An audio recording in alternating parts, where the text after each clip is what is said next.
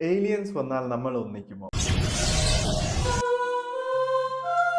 അന്താരാഷ്ട്ര മാനുഷിക ഐക്യദാർഢ്യ ദിനം. ഗൈസ്, നമ്മൾ മനുഷ്യർ ഭയങ്കര വിചിത്രമായ സ്വഭാവമുള്ള ഒരു സ്പീഷീസ് ആണ്. ഒരു പ്രത്യേക ജീവിതല്ലേ.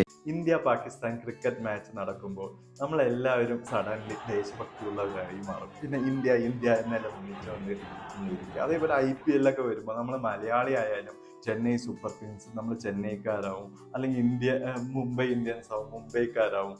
അപ്പോൾ ഞാൻ ഒരു ചോദ്യം ചോദിക്കാം. നാളെ ഒരു വലിയൊരു പടുകൂറ്റൻ ഏലിയൻ ഷിപ്പ് നമ്മുടെ വീടിന് മുന്നിൽ ലാൻഡ് ചെയ്താൽ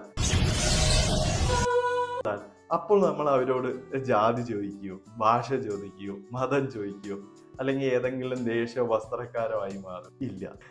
അന്ന് നമ്മൾ ഒരൊറ്റ വാക്ക് മാത്രം പറയും: നമ്മൾ മനുഷ്യരാണ്. ഈ ഒരു മാറ്റമില്ലേ, ഈ ഇൻസ്റ്റന്റ് യൂണിറ്റി, അതിനെ തന്നെയാണ് ഐക്യരാഷ്ട്രസഭ സോളിഡാരിറ്റി, ഐക്യദാർഢ്യം എന്ന് വിളിക്കുന്നത്. എന്താണ് ഈ ദിനം? 2005 ഐക്യരാഷ്ട്രസഭ ഒരു കാര്യം എല്ലാവരോടും തുറന്നു പറഞ്ഞു. ലോകത്തിലെ ഏറ്റവും വലിയ പ്രശ്നങ്ങൾ എന്താണ്? ദാരിദ്ര്യം, യുദ്ധങ്ങൾ, അഭയാർത്ഥി പ്രശ്നങ്ങൾ, അല്ലെങ്കിൽ കാലാവസ്ഥാ വ്യതിയാനം, അസമത്വം. ഇതെല്ലാം ടെക്നോളജി കൊണ്ടോ അല്ലെങ്കിൽ പണം കൊണ്ടോ ഒരൊറ്റ രാജ്യത്തിന്റെ ശക്തി കൊണ്ടോ പരിഹരിക്കാൻ പറ്റില്ല എന്ന് UN പറഞ്ഞു.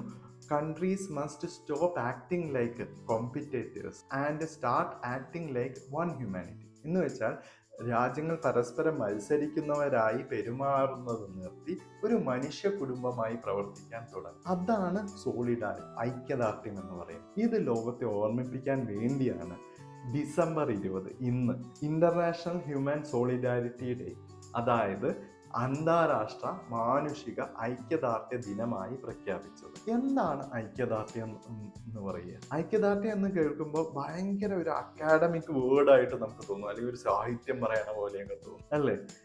അത് നമുക്ക് വളരെ സിമ്പിൾ ആയിട്ട് പറയുകയാണെങ്കിൽ നമ്മുടെ ഒരു യൂണിവേഴ്സൽ ബ്രോ, അജീഷ് ബ്രോ അല്ലെങ്കിൽ അഖിൽ ബ്രോ എന്നൊക്കെ നമ്മൾ പറയില്ലേ പരസ്പരം കൂട്ടുകാരുടെ അടുത്ത് സ്കൂളിലൊക്കെ, അതുപോലെ ഒരു ബ്രോഹുഡ് തന്നെയാണ്.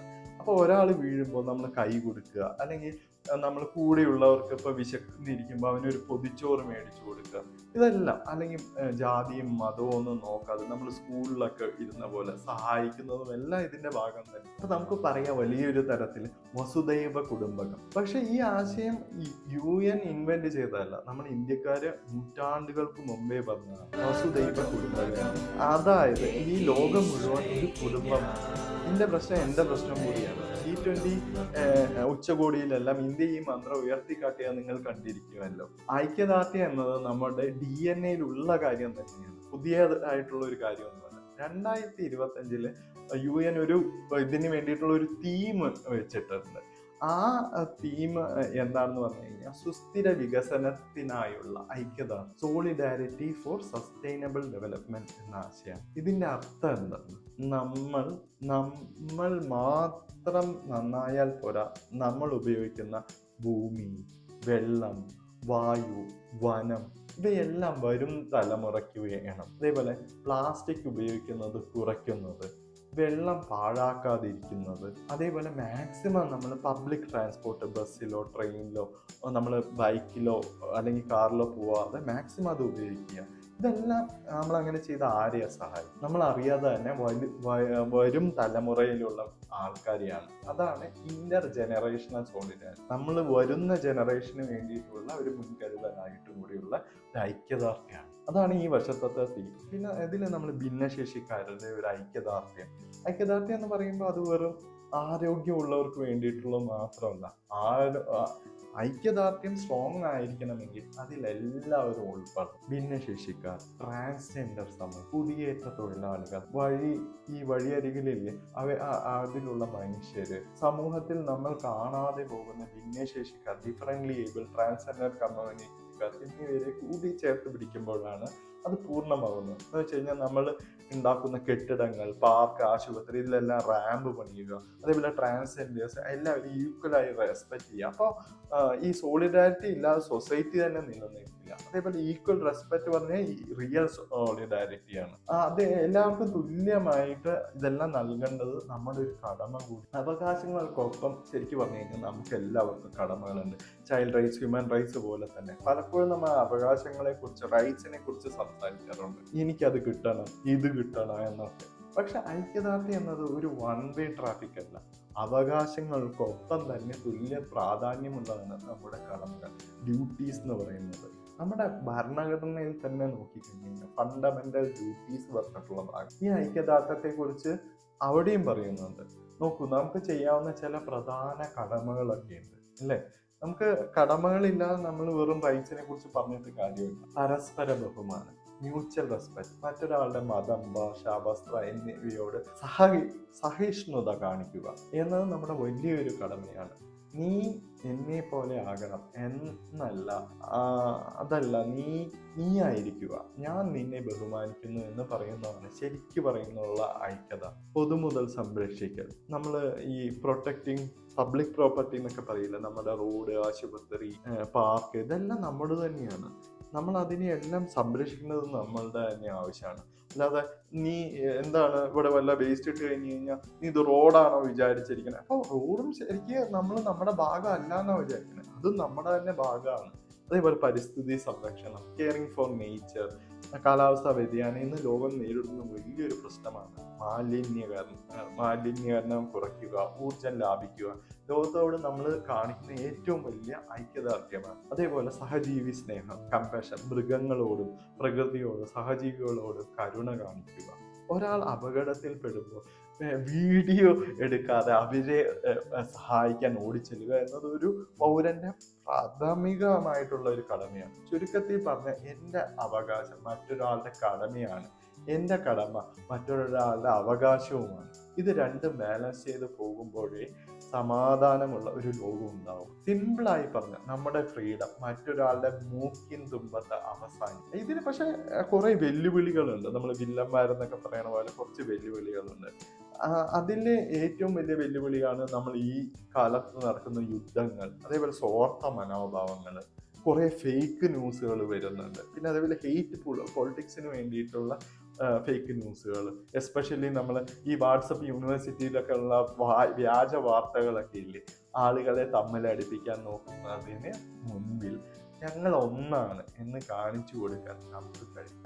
നമുക്ക് എന്തെല്ലാം കാര്യങ്ങൾ ചെയ്യാം, നമുക്ക് വലിയ വലിയ കാര്യങ്ങൾ പറയാതെ നമുക്ക് ചെറിയ ചെറിയ കാര്യങ്ങൾ ചെയ്യണതിനെ കുറിച്ച് നമുക്ക് സംസാരിക്കും. നമുക്ക് വലിയ കാര്യങ്ങളെക്കാളും ചെറിയ എന്ന് വെച്ച് കഴിഞ്ഞാൽ ഇപ്പം നമുക്ക് ഒരാൾക്ക് ആവശ്യം വന്നു, അയാൾക്ക് ഭക്ഷണം മേടിച്ചു കൊടുക്കുക. അതേപോലെ ചുറ്റുമുള്ളവർ, നിങ്ങളുടെ ചുറ്റുമുള്ളവർ സഹായിക്കുക. അതേപോലെ ഈ സോഷ്യൽ മീഡിയയിലൊക്കെ വെറുപ്പ് പടർത്തുന്ന, മതവിദ്വേഷം പടർത്തുന്ന കമന്റുകളൊക്കെ ഇടാതിരിക്കുക. നമ്മുടെ നാട്ടിലെ കല്യാണ വീടുകളിലൊക്കെ ഇല്ലേ പണ്ട് ജാതി മതമൊന്നും നോക്കാതെ ചായ വിളമ്പിയിരുന്ന ടീംസ് ഉണ്ടല്ലോ, അവരാണ് ശരിക്കും നമ്മുടെ മാതൃക. പിന്നെ സർക്കാരിന് എന്ത് ചെയ്യാം? സർക്കാരിന് ഇവിടെ ഒരു വലിയൊരു ഉത്തരവാദിത്വമുണ്ട്. സൗജന്യ വിദ്യാഭ്യാസം, ചികിത്സ എന്നിവയൊക്കെ എല്ലാവർക്കും ഉറപ്പുവരുത്തേണ്ടത് സർക്കാരാണ്. ഇന്ത്യയിൽ തന്നെ 1 നേഷൻ 1 റേഷൻ കാർഡ് ഒക്കെ നമ്മൾ കൊണ്ടുവന്നില്ല, എല്ലാവർക്കും തുല്യമായിട്ടുള്ള റേഷൻ വിഹിതങ്ങളൊക്കെ. ഇതെല്ലാം ഒരു നല്ല ഉദാഹരണമാണ്.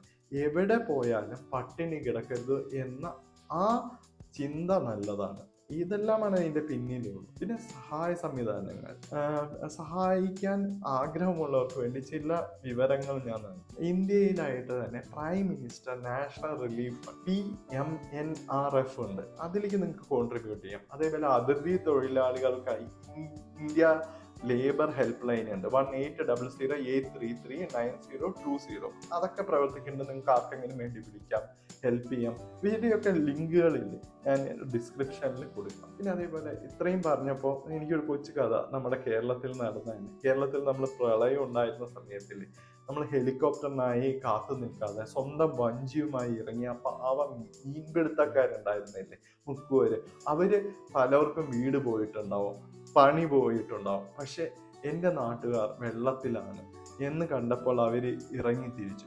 ലോകത്തിലെ ഏറ്റവും വലിയ യൂണിവേഴ്സിറ്റിയിൽ പോയി പഠിച്ചാലും കിട്ടാത്ത ആ വലിയ പാടുണ്ടല്ലോ, അതന്നെയാണ് ശരിക്കും ഐക്യദാർഢ്യം എന്ന് പറയുന്നത്. നമ്മുടെ നാട്ടിലെ ആ ചായക്കടക്കാരൻ അബ്ദുക്കയെ ഓർമ്മയില്ലേ? നമ്മളുടെ അബ്ദുക്ക പ്രളയം വന്നപ്പോൾ തൻ്റെ കടയിലില്ലേ മുഴുവൻ പലഹാരങ്ങളും ഭക്ഷണങ്ങളും ദുരിതാശ്വാസ ക്യാമ്പിന് വേണ്ടി വിളിച്ച് എത്തിച്ചർപ്പിച്ച സ്വന്തം ലാഭം നോക്കാതെ മറ്റുള്ളവർക്കായി കൈനീട്ടിയ ആ മനസ്സ്, അതാണ് യഥാർത്ഥ ഐക്യദാർഢ്യം. ഇതുപോലെ കുറേ ഉദാഹരണങ്ങളുണ്ട്.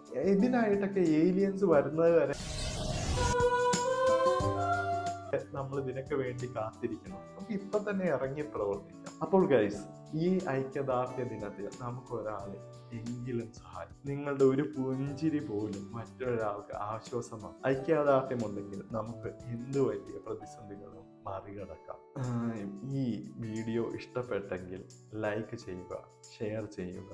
നിങ്ങൾ ചെയ്ത എന്തെങ്കിലും ഒരു ചെറിയ സഹായത്തെക്കുറിച്ച് താഴെ കമൻറ്റ് ചെയ്യുക. അതൊരു മറ്റുള്ളവർക്ക് ഒരു ഇൻസ്പിറേഷൻ ആയിരിക്കും. ഞാൻ പറയുന്നതിനേക്കാളും ചിലപ്പോൾ നിങ്ങൾ പറയുന്നതിലായിരിക്കും ഒരു ഇൻസ്പിറേഷൻ അവർക്ക് കിട്ടുക. എല്ലാവർക്കും അന്താരാഷ്ട്ര മാനുഷിക ഐക്യദാർഢ്യ ദിനാശംസകൾ. നന്ദി.